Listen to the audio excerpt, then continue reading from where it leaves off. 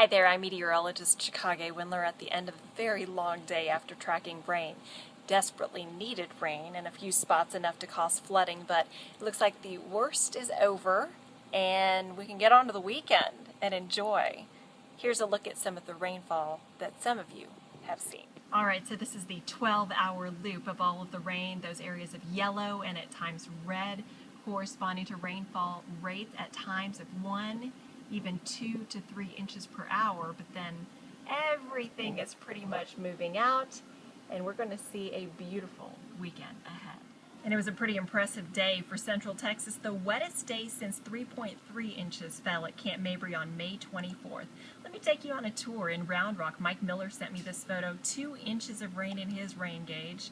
Meanwhile, out toward the Georgetown area, just to the north, Spencer Hubbard says he got 3 inches of rain. Also had an email from someone out in Sun City, just to the northwest, that picked up 5 inches of rain.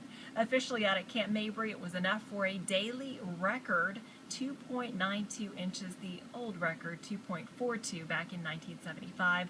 ABIA, no record for you, and actually not quite as much rain. Why is that? Well, let's take a look at what I call the estimated rainfall.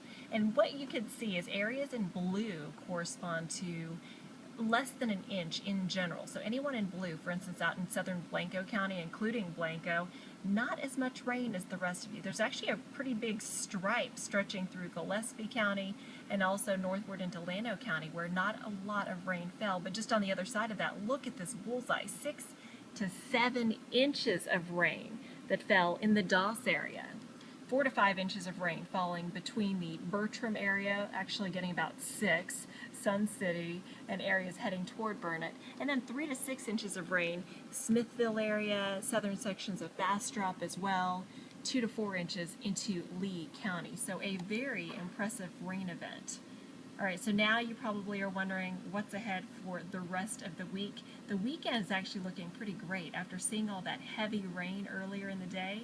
Now, we should see mainly dry conditions for the weekend. I do reserve the right to keep some morning fog, maybe a spot shower, some drizzle first thing on your Saturday.